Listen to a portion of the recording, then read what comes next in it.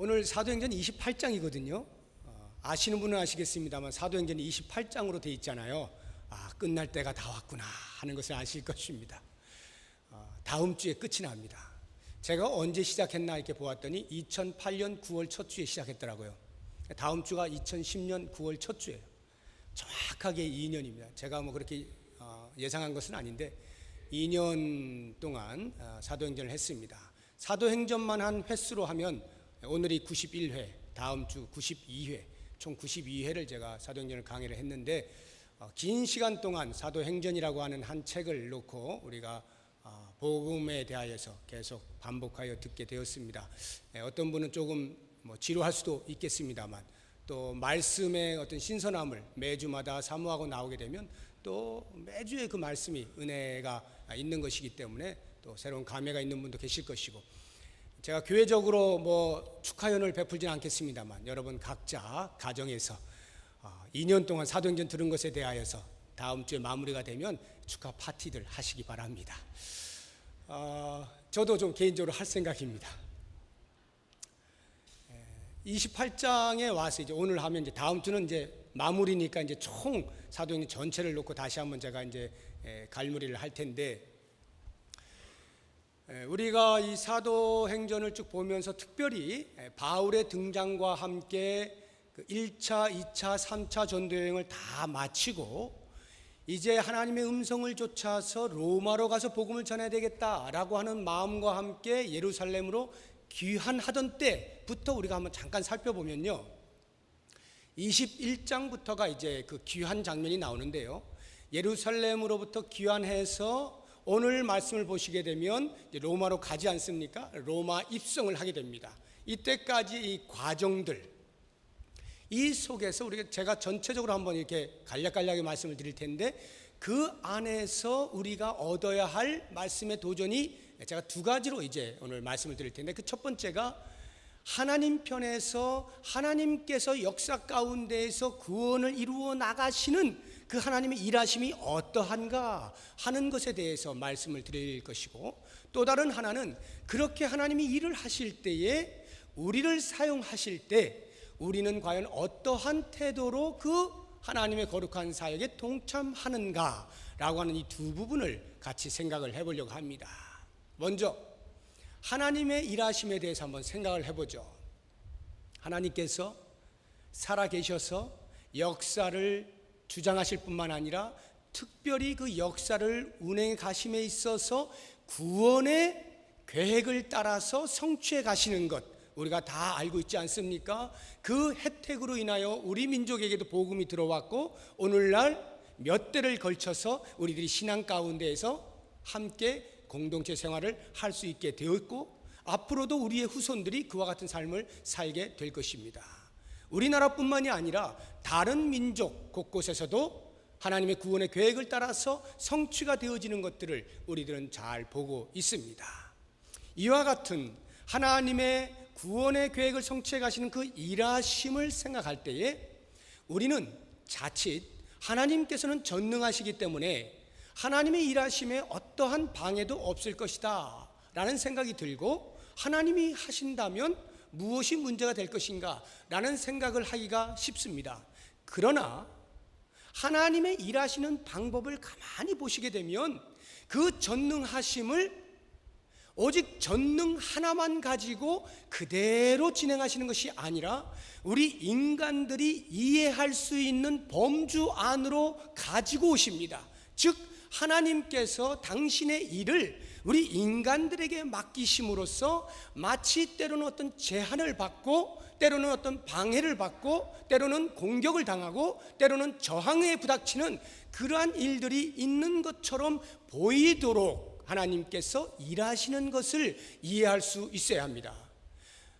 바울이 예루살렘에 귀환을 하여서 로마에 도착하기까지의 과정을 보면 그와 같은 것들을 정확하게 읽어낼 수가 있습니다. 그러면 과연 하나님의 일하심에 누가 방해를 한단 말인가? 누가 저항할 수 있단 말인가?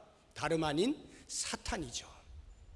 사탄이 하나님의 나라가 이루어지는 것에 대하여 그렇게 배아파할 수 없는 것입니다. 그러니까 수단 방법 가리지 아니하고 어떠한 경우에서든지 하나님의 일하심이 그쳐질 수 있기를 위하여 갖은 공약을 다하는 것입니다. 그게 21장부터 오늘 우리가 보고 있는 28장 16절까지의 말씀 속에 보면 정확하게 드러나 있는 것입니다. 한번 볼까요? 사도 바울이 3차 전도여행까지 갖은 고생을 다하고 예루살렘으로 귀환을 했습니다. 예루살렘에 있는 교회 성도들에게 보고를 하였습니다. 많은 성도들이 기뻐하였습니다. 함께 즐거워하였고 함께 하나님께 영광을 돌렸습니다. 이제 그 다음 수순은 뻔합니다. 사도 바울은 온 성도들의 기도를 통하여서 많은 사람들의 후원과 격려 속에서 이제는 남아있는 마지막 한 자리 로마를 향하여 내가 복음을 전하겠다, 그런 부푼 꿈을 안고 귀환을 하였고 성도들을 만났을 것임이 틀림이 없습니다. 그러한 과정 속에 성도들에게 내가 로마로 가겠다, 여러분 나를 위하여 기도해 주십시오, 나를 위하여 후원해 주십시오, 적극적으로 지원해 주십시오, 나와 함께 가실 분들 모이십시오, 이런 거를 할 틈도 없이 사탄이 공격을 하는데, 아시아에서 온 유대인들, 더 정확히 말하면 에베소에서 온 유대인들 가운데 일부가 사도 바울이 예루살렘 교회에 있는 것을 보고는 사람들을 선동하여서 저 사람이 에베소에 있을 때 우리들을 못 살게 굴었다, 유대의 율법을 어겼다 등등 여러 가지 고속거리를 통하여서 정죄를 하게 만들었습니다. 그래서 많은 사람들이 돌을 들고 치려고 했습니다. 바울의 입장에서는 하나님의 거룩한 일을 감당하는 일에 있어서 이제 그 모든 고생을 뒤로 한 채 또 한 번의 고생을 각오하고 성도들이 기도만 해줄 수 있다면 내가 어떠한 고생도 감수하겠다라고 하는 마음으로 하나님의 거룩한 그 보내심을 기다리고 있던 차에 그와 같은 일은 일어나기도 전에 사탄이 방해를 하는데 돌에 맞는 일이 생겨나게 된 것입니다.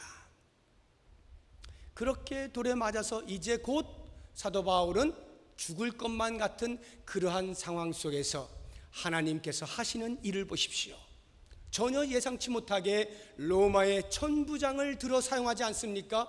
갑자기 혼란스러워지는 그 정국을 보면서 이렇게 되면 내 자리가 위태하겠다 생각되어진 천부장이 군사들을 이끌고 가서 그 소요 가운데에서 말리고 바울을 보호하지 않습니까? 그리고는 로마법 그 관내로 데리고 들어가게 됨으로써 사도 바울을 보호하시는 하나님의 일하심을 볼 수가 있는 것입니다. 그것뿐만이 아니죠.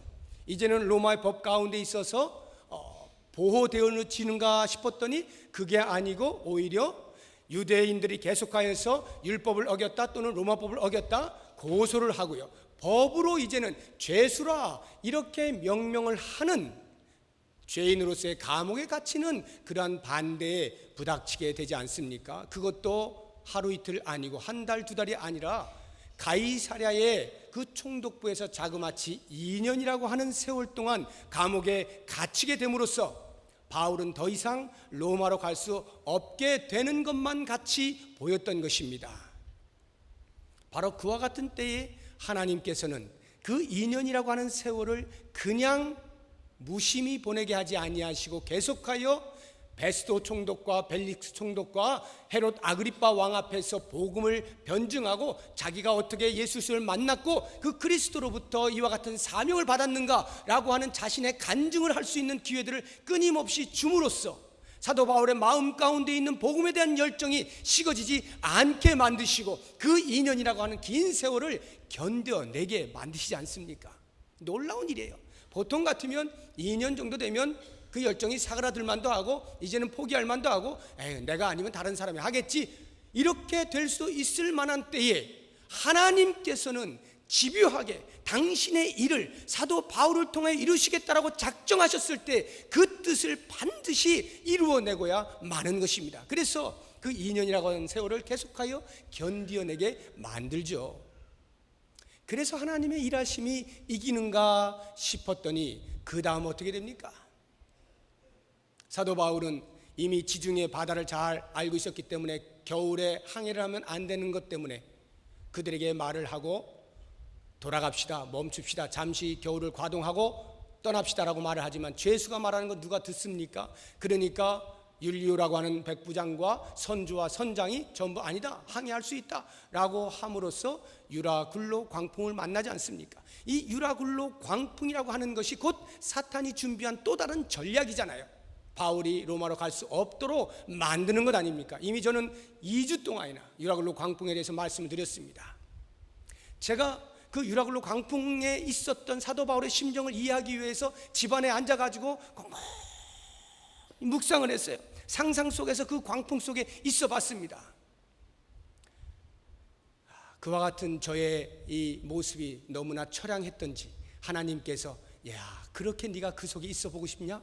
하고는 저에게 기회를 주시는데, 이번에 당연 수련을 제주도로 갔다 왔잖아요. 배를 2번이나 탔어요.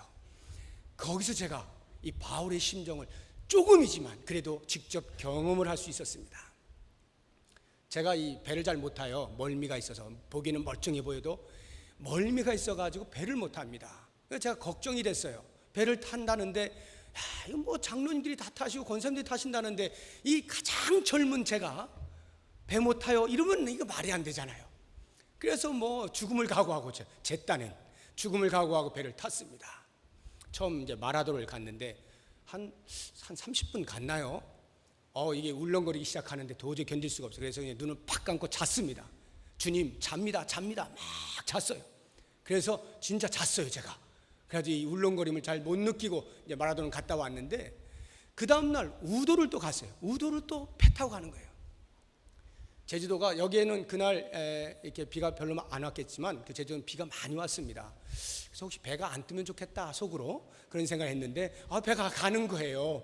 할 수 없이 또 이제 우도를 가는데, 우도는 짧았습니다. 거리가 10분밖에 안 된다는. 그래서 참 제가 안도의 한숨을 쉬고 10분이라면 뭐 내가 견딜 수 있지 하고는 탔는데, 뭐 눈 감을 시간도 안 되잖아요. 10분이니까 그럼 이 정도야 하고 멀쩡하게 눈을 딱 떴는데 이게 웬일입니까? 파도가 저를 삼키는 것만 같았어요.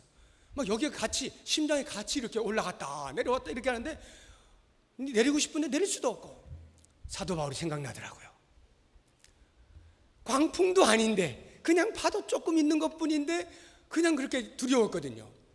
그 다음 날 배를 탄 건 아니고 이제 배 타는 곳을 또 이렇게 차를 타고 가게 됐는데 바다를 보았습니다.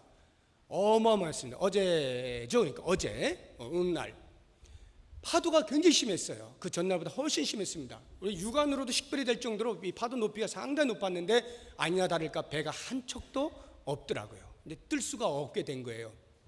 상당히 파도가 이렇게 심하게 치는데, 야, 저런 파도 속에서 누가 감히 견딜 수 있단 말인가, 이런 생각을 하게 된 거예요. 그 대화 가운데서요, 어떤 장로님이 아주 재밌는 말씀을 하셨어요. 큰 배는 그래도 안전하지 않느냐. 큰 배, 어마어마하게 큰 배는 그래도 이렇게 이 파도에 전혀 그 이 간섭을 받지 않는다 하면서 이 큰 배를 이제 옹호를 하는데, 어느 장로님 그러시더라고요. 물론 그럴 수 있겠지만 저기 인도양이나 대서양이나 태평양 한가운데 가 있어 봐라. 그 배가 종이 쪽지다, 종이 쪽지. 그러니까 그 큰 바다 한가운데서는 아무리 큰 배라 할지라도 종이 쪽지에 불과하다는 거예요. 말 듣고 보니까 그런 거예요, 진짜로. 그러니까 이 유라굴로 광풍이라고 하는 것을 만나게 되어진 그 사도 바울 일행이 과연 어떠했을까라고 하는 것이 점점 더 실감이 나는데, 결정적으로 하나님께 저에게 기회를 주시는 것이, 거기 가면은 그 하멜이라고 하는 선장 있잖아요. 우연히 우리나라 그 제주도에 이렇게 표류하게 되어진 이제 역대기가 그려져 있는 거기를 방문을 하게 되면서 거기에 모든 역사와 그 그림들을 제가 이렇게 볼 수 있게 되었습니다. 여러분도 뭐 제주도 갔다 오시면 다 보셨을 터인데, 거기를 보니까요, 한 바퀴를 삥 도는데, 야, 이게 웬일이에요? 사도 바울의 이 여정하고 어쩜 그렇게 비슷합니까?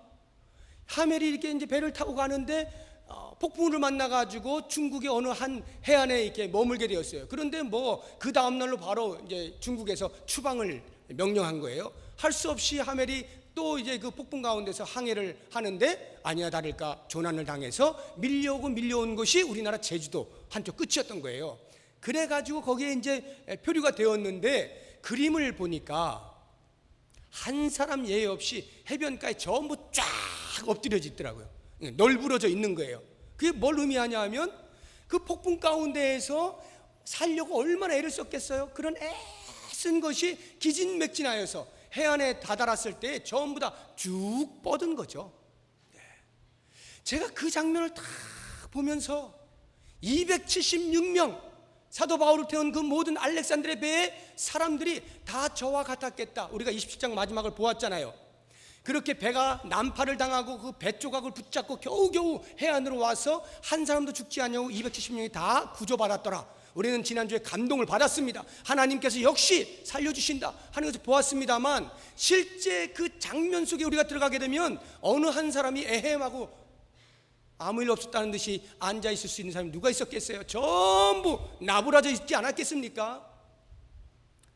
그러한 광풍 속에서도 아무리 사탄이 광풍을 통하여서 바울과 그 일행들을 매몰시키려고 했지만, 수장시키려고 했지만, 로마로 가지 못하게 막으려고 했지만, 하나님께서 약속하신 것을 지켜내시는데 어쩜 그렇게 정확하게 도망가려는 사공들 붙잡아 매고, 배는 난파되지만 그 뱃조각들이 다 여기저기 떠다니면서 그거 붙잡고 나올 수 있게 만드시는 것이 하나님의 하시는 일에 대한 집요함인 것입니다. 하나님은 반드시 일하신다 하는 것을 보여주시는 거예요. 그렇게 해서 도착한 곳이 멜리데 섬입니다. 이 멜리데 섬에 한 사람도 죽지 않냐고 276명이 다 상륙하여 구조를 받게 되었습니다. 멜리데 섬이 오늘날 어디냐 하면, 여러분 그 관광 많이 다니시는 분들은 가보셨을는지 모르겠는데 몰타 섬이라고 하는데 들어보셨죠? 몰타 섬이 그 멜리데 섬이에요. 그 시실리, 이탈리아 시실리 그 밑에 있는, 거기에 전부 들어가게 된 거예요. 그러니까 이 하나님 하신 일을 가만히 보면요, 배를 정상적으로 운행을 해가지고 가게 되면 겨울 과동해서 뭐 이렇게 하다 보면은 상당히 오랜 시간이 걸려서 로마에 도착을 할 수 있었을 거예요. 정상적으로 제대로 갔다고 할지라도. 그런데요, 우리의 눈으로 볼 때는 난파를 당하고 죽을 고비를 여러 번 넘긴 그러한 상황이었지만, 결과적으로 보면 짧은 시간에 이미 이탈리아에 도달을 하게 된 것입니다. 참 기적이잖아요. 누가 이렇게 하느냐는 거예요. 사탄이 광풍을 통하여서 방해하지만 하나님께서는 그것을 통하여 오히려 더 빠르게 당신의 일을 이루어내시는 일하심, 이게 우리의 눈에 보일 수 있어야 하는 것입니다. 자, 이 정도 되면 이제는 드디어 로마에도 거의 다 왔겠다. 사도 바울이 본격적으로 복음을 전하는 일들이 등장하면 좋겠는데, 오늘 본문의 말씀을 우리가 읽지는 않았습니다만 28장 1절부터 밑을 쭉 보시게 되면 또 다른 이상한 한 장면이 나옵니다. 거기에 원주민들이 보니까 276명이라고 하는 많은 사람들이 해안가에 널브러져 있는데, 야, 저 사람들이 뭐냐 해가지고 일단은 불쌍하니까 그들의 몸을 좀 따뜻하게 해줘야 되겠다 싶어서 불을 지폈습니다. 환대를 한 것입니다. 사도 바울이 가만히 있으면 될 텐데, 힘들고 피곤할 텐데 또 나서서 내가 나무더미 하나라도 더 집어넣어야지 라고 하면서 불 속에다가 나무더미를 집어넣다가 그만 나무 속에 있던 독사가 뜨거워가지고 튀어나와가지고 바울의 손을 물은 것입니다. 독사가 물었으니까 아무리 길어도 뭐 몇 시간 아니면 죽는 거 아니겠습니까? 아주 독한 독사라면 금방 죽겠죠. 이것을 본 그 원주민들이 깜짝 놀란 것입니다. 자기들은 큰 마음 먹고 이렇게 조난을 당했으니 우리가 도와줘야지 하고 큰 마음 먹고 친절을 베풀어서 불을 지피고 있는데, 거기에서 독사가 나와서 한 사람을 물어버린 것입니다. 보는 순간 아이고, 이거는 그들이 하나님을 알 리는 없었겠지만 신이 노한 것이다. 신의 진노를 받은 사람들이었구나. 그것도 모르고 우리가 도와주었네. 이제 이 사람 독사에 물렸으니 곧 죽을 거야. 바닷가에서는 어떻게 정말 용케 살아났지만 그 신이 계속하여서 이 사람을 죽이는구나, 이렇게 생각을 하고 그 바울이 죽기를 기다렸어요. 바울이 만약 죽었다면 나머지 275명도 함께 죽었겠죠. 왜? 신의 저주를 받은 사람들이니까 원주민들이 가만 놔둘 리 없고, 뭐 그 배에 난파당해갖고 피곤한 사람들이 싸울 힘이 있겠습니까? 그냥 그 자리에 다 죽겠죠. 그런데요, 성경을 보면 바울이 시간이 지나도 죽질 않는 거예요. 툭 털어버렸는데 그 다음에 뭐 좀 붓고 뭔가 이게 현상이 나타나야 되는데 아무렇지가 않은 거예요. 1시간 지나 2시간 지나 3시간 지나 적어도 어떠한 약한 독에 물려도 이 정도면 죽는다 싶을 만큼 기다렸으나 바울이 멀쩡하니까 이 원주민들이 그 다음에 갑자기 180도 생각을 바꾸는데, 야, 이 사람들이 신의 진노를 받아서 이렇게 고난을 당하는 줄 알았더니 이 바울이라고 하는 이 사람이 신이었다 라고 말을 하면서 그를 신으로 대접을 하게 된 것입니다. 독사에 물려도 안 죽으니 신 대접 받을 만하죠. 우리는 이 장면을 보게 될 때에 역시 바울이야 라고 하는 생각을 하게 되잖아요. 역시 바울이야. 그래서 담임 목사님도 이런 바울처럼 될 수 없을까요? 라고 질문을 하고 싶으신 분들이 계실는지 모르겠지만 저는 독사에 물리면 죽습니다. 저는 죽어요. 그럼 바울은 왜 안 죽었을까? 여러분 생각해 보세요. 바울이 능력이 있어가지고, 바울이 대단한 사람이기 때문에, 바울이 신 바로 밑에 있기 때문에 그러니까 죽지 않았을까요? 아닙니다. 하나님의 하시는 일이 아직 성취되지 않았기 때문이에요. 하나님께서 바울을 통하여 로마의 복음을 전하겠다라고 하신 그 일이 성취되지 않았기 때문에 과정 속에 일어나는 어떠한 것도, 광풍도 독사도 그를 죽일 수가 없는 거예요. 그러니까 바울이 멀쩡한 거예요. 그러니까 여러분, 믿음 시험한다고 독사한테 손 집어넣지 마세요. 제가 TV를 보는데 우연히 내셔널 그런 거 하는 거 있죠. 지오그래피 같은 거 하는 거 있잖아요. 참 제가 어떻게 그런 걸 봤는지 모르겠는데 중국인이에요. 중국인이 갑자기 사자 우리에 뛰어들어간 겁니다. 암사자, 숫사자가 있는데요. 그 안에 뛰어들어간 거예요. 그리고는 거기서 싸우는 거예요. 사자들도 깜짝 놀란 거지. 아니 제가 미쳤나? 왜 들어오지? 그래서 공격을 마음 놓고 못하고 뭔가 이상해 하면서 이렇게 싹 살피다가 한번 콱 물고, 그럼 이 사람이 막 이렇게 떨어버려요. 그러면 또 잠깐 피했다가 또 어실렁어실렁 저 사람이 뭐지 하고 있다가 또 물고, 이러기를 몇 차례를 하는데요. 그 와중에 이 중국인이 말이죠, 이 바위 같은 데 이렇게 탁 서가지고 뭘 막 외치는 거예요. 보니까 복음을 외치는 거예요. 복음을 사자에게 들으라고.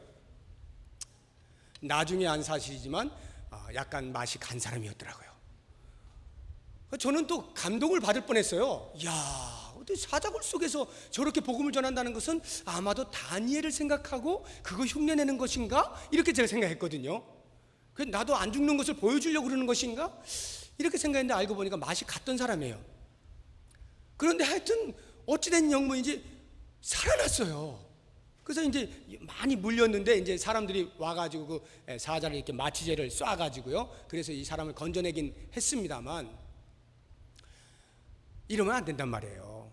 내 믿음을 시험해보기 위해서, 내가 정말 믿음이 있는 사람인가, 정말 하나님이 살아계신가, 이것을 시험해보기 위해서 사자굴 속에 뛰어든다거나 독사에게 일부러 물린다거나 이러지 마십시오. 하나님께서 그 순간에 거둬가실 수가 있습니다. 중요한 건 이거예요. 왜 사도 바울이 뱀에 물렸는데도 죽지 않았을까? 하나님의 하시는 일 가운데 아직 성취되지 않았기 때문에, 이 한 가지입니다.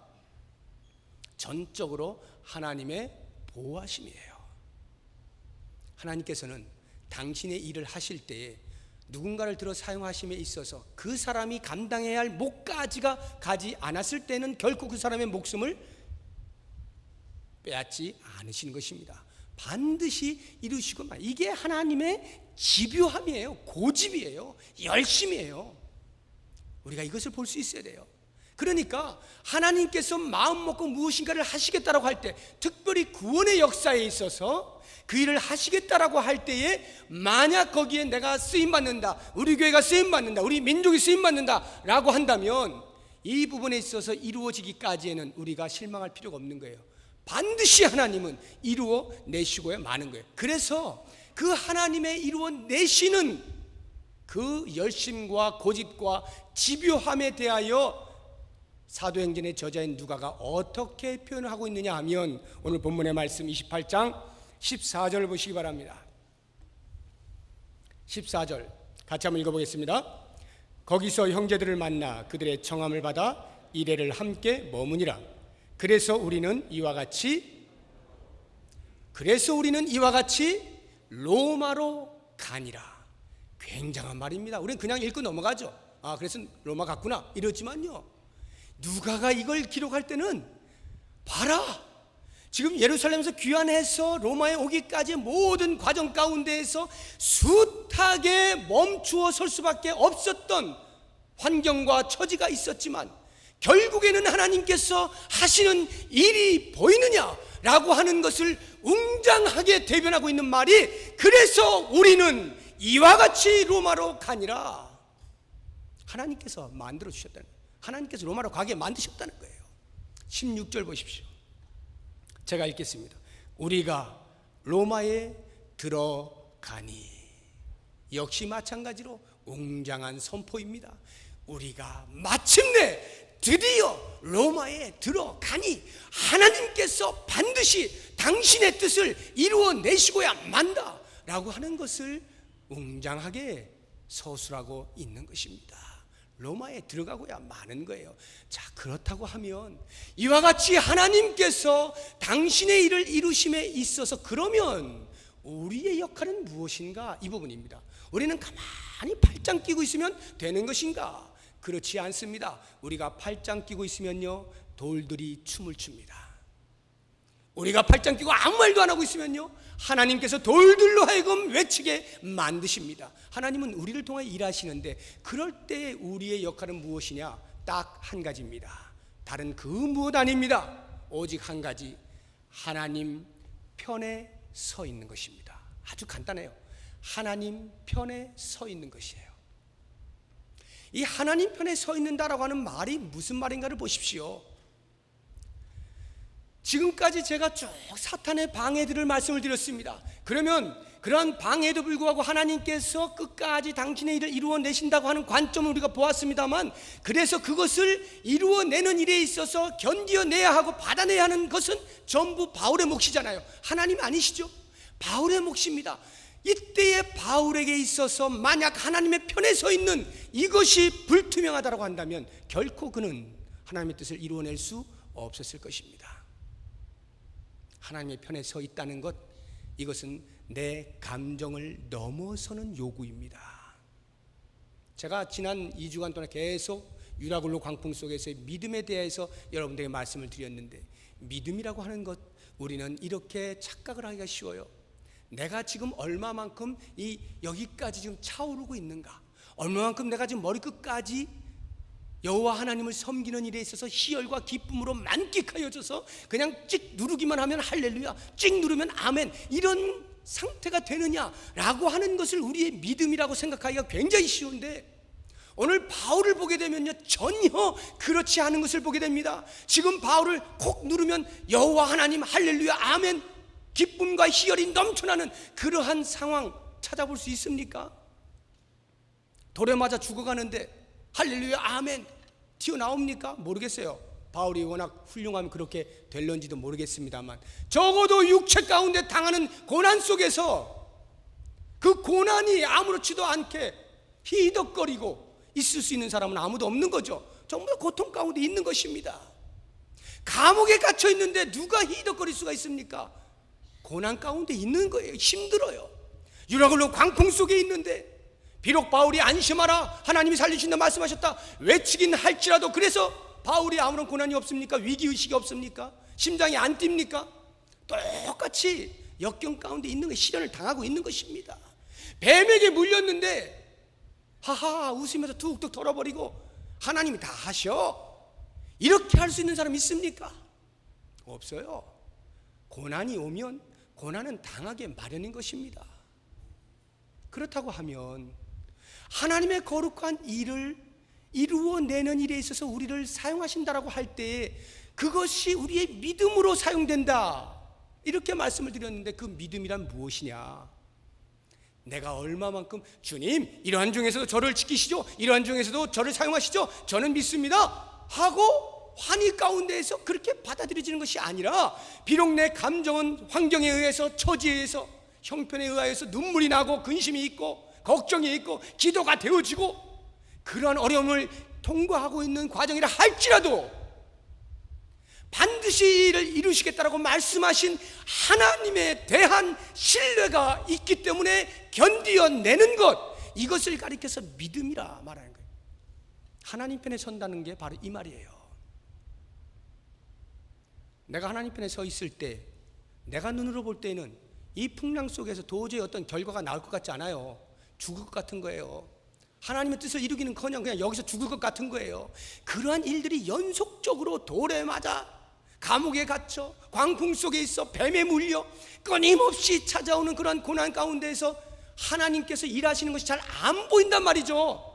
안 보여요. 결과적으로 나타나질 않아요. 그러한 상황 속에서 하나님 편에 서 있다라고 하는 것, 이게 믿음이란 말입니다.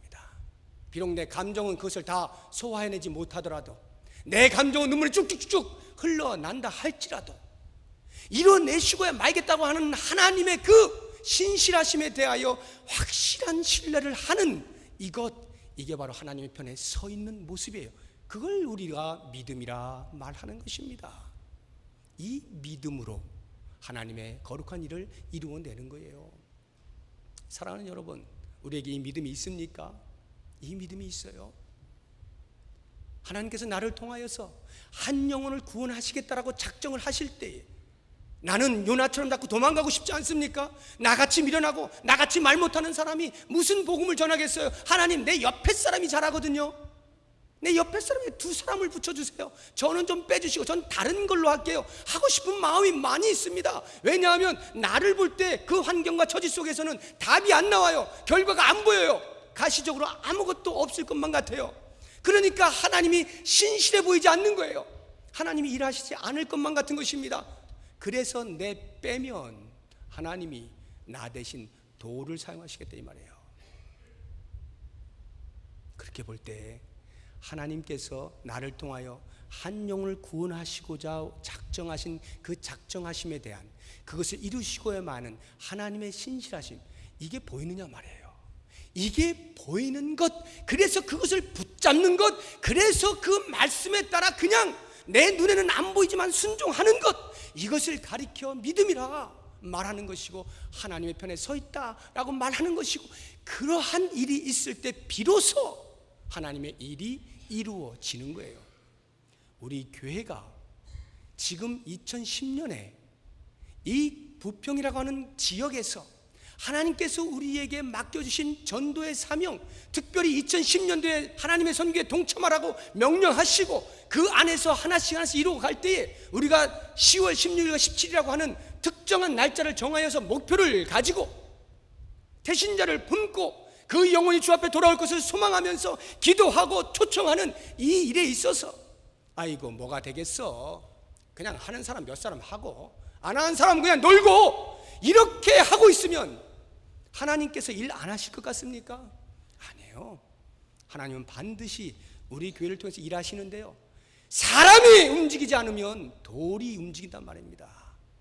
바로 이와 같은 것을 보게 될 때에 내 심령이 거룩한 부담을 가져야 돼요. 하나님의 그 선교에 동참하도록 부름받은 내 심령이 거룩한 부담을 가져야 되는 것입니다. 아직 작정이 안 돼 있습니까? 내 주변에는 없습니까? 안 봤기 때문이에요. 나는 언제나 믿는 사람만 주변에 있어요. 안 믿는 사람은 안 만나니까 없죠. 스포가게 아줌마가 안 믿는 분이에요. 주유소에 있는 일하는 분이 안 믿는 분이라니까요. 85%가 안 믿는 사람입니다, 우리나라에. 그냥 툭 건드려지면 만나는 사람이 안 믿는 사람이에요. 그 한 영혼에 대하여서 가슴에 왜 못 품습니까?